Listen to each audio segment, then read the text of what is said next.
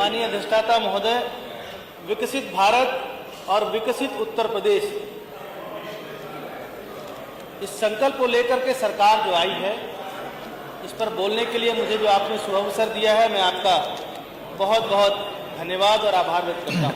माननीय महोदय, किसी भी देश को विकसित राष्ट्र की श्रेणी में लाने के लिए सबसे ज्यादा जो आवश्यकता होती है वह वहाँ की आर्थिक, सामाजिक, सांस्कृतिक और पर्यावरणीय रूप से संतुलित विकास का होना। भारत और उत्तर प्रदेश के परिप्रेक्ष्य में जो हमारा विजनरी स्टेटमेंट हो सकता है मेरे अनुरूप कि उत्तर प्रदेश भारत का औद्योगिक, कृषि, सांस्कृतिक और नवाचार का अग्रणी केंद्र, जहां प्रत्येक नागरिक को समान अवसर, गुणवत्तापूर्ण जीवन और सुरक्षित भविष्य मिले, जिसके लिए आदरणीय योगी जी ने 2047 तक उत्तर प्रदेश को विकसित करने के लिए जो लक्ष्य रखा है, जिसको हम लोग पाना चाहते हैं, जिसके आधार पर हम लोग उत्तर प्रदेश को विकसित प्रदेश की श्रेणी में लाना चाहते हैं।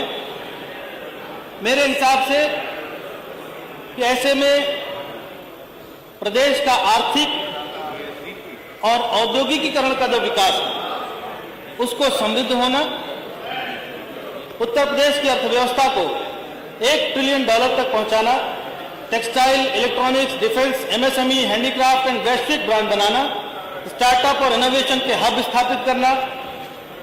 हमारे यहाँ इंफ्रास्ट्रक्चर की मजबूती उत्तरोत्तर बढ़ रही है और साथ ही हमें लगता है कि जिस तरह से माननीय योगी जी की सरकार और माननीय मोदी जी की केंद्र की सरकार लगातार विकास के पथ पर निरंतर बढ़ रही है, जो मूलभूत सुविधाएं हैं ग्रामीण क्षेत्रों में, शहरी क्षेत्रों में, उसके साथ ही साथ एक वर्ल्ड क्लास का इंफ्रास्ट्रक्चर हमारी सरकार बना करके दे रही है। हम सब निश्चित रूप से ये कह सकते हैं कि विकसित राष्ट्र बनने की ओर हमारा देश और प्रदेश अग्रसर है। आदरणीय महोदय, किसी भी देश में, किसी भी प्रदेश में या किसी भी क्षेत्र का विकास वहां के किसानों के बिना नहीं हो सकता। आदरणीय मोदी जी ने कहा कि हम अपने गांव के किसान की आमदनी को दुगने से भी अधिक करने का लक्ष्य लेकर चलते हैं। किसान की आय को दोगुना करना, हाई वैल्यू क्रॉप्स, ऑर्गेनिक खेती, फूड प्रोसेसिंग, सिंचाई में 100% coverage, smart water management, e commerce की सप्लाई चेन, ये सारी चीजें सरकार ने जो लाई हैं, ये सब भी विकसित भारत और विकसित उत्तर प्रदेश के लिए एक द्योतक का काम कर रही है।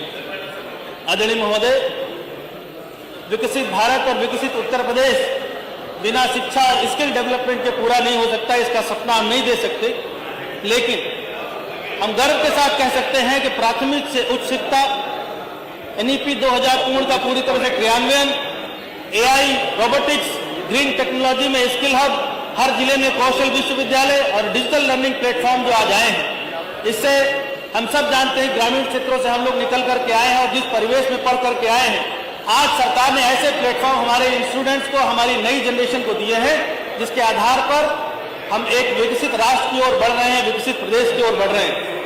महोदय, स्वास्थ्य और सामाजिक सुरक्षा में प्रत्येक जिले में super speciality hospital, telemedicine, health startup, महिलाओं और बच्चों के लिए पोषण मिशन, वृद्धजनों और दिव्यांगों के लिए सामाजिक सुरक्षा नेट, पर्यटन संस्कृति में विरासत का संरक्षण, अयोध्या, काशी, मथुरा को ग्लोबल धार्मिक पर्यटन केंद्र बनाना, Buddha circuit, heritage city, river tourism, film city, केंद्र कला और सांस्कृतिक उत्सव जैसे काम किए जा रहे हैं।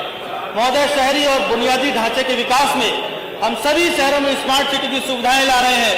मेट्रो, रैपिड रेल, ईवी आधारित पब्लिक ट्रांसपोर्ट, जैसा अभी माननीय जयशंकर जी हमारे भाई साहब बता रहे थे, ईवी पब्लिक ट्रांसपोर्ट बहुत तेजी से हम लोग ला रहे हैं। पर्यावरण और सतत विकास के लिए लगभग 33% का हरित आवरण अब तक हम लोग चेज कर चुके हैं। साथ ही नवीनीकरण ऊर्जा, जिसे हम लोग कहते हैं advance system, advance energy system, portable energy हो, यूरेनियम एनर्जी हो, और सोलर में हम लोग बहुत अच्छा काम कर रहे हैं, बायोगैस में काम कर रहे हैं, हाइड्रो में काम कर रहे हैं। साथ ही स्वच्छ गंगा और यमुना का मिशन, जलवायु परिवर्तन के अनुकूल योजना, माननीय योगी जी ने कहा कि लगातार हम लोग 35 करोड़ से भी इस बार ज्यादा पौधे हम लोगों ने लगाए हैं। रणनीतिक रोड मैप जो 2025 तक हमारा इरादा है कि बुनियादी ढांचा और नीतिगत ढांचे का निर्माण करेंगे, 2030 तक हम इंडस्ट्रियलाइजेशन और एग्रीकल्चर में दुगनी से ज्यादा वृद्धि करेंगे। 2040 तक सतत और नवाचार आधारित व्यवस्था को लेकर के आएंगे। 2047 तक विकसित उच्च मानव विकास सूचकांक वाला राज्य हम बनाकर दिखाएंगे। ठीक है, बस एक मिनट भैया, सिर्फ समाप्त करिए। साथ ही साथ ई गवर्नेंस, जिसकी सबसे ज्यादा जरूरत आज उत्तर प्रदेश और देश का है, शासन और नीति में सुधार की। ई गवर्नेंस, ट्रांसपेरेंसी, करप्शन पे नियंत्रण करना, पीपीपी मॉडल पे हम लोग बढ़ावा दे रहे हैं काम करने के लिए ताकि इसमें भ्रष्टाचार में कमी आए। निवेशकों को सिंगल विंडो सिस्टम देना, न्यायिक सुधार और विवाद को निपटान में तेजी करना। धन्यवाद। साथ ही सफलता के जो मापदंड है, प्रति व्यक्ति आय के मापदंड है, अतुर रहमान है, कृषि उत्पादन है, औद्योगिक गुणवत्ता है। अतुर रहमान जी, बहुत बहुत धन्यवाद भैया। धन्यवाद।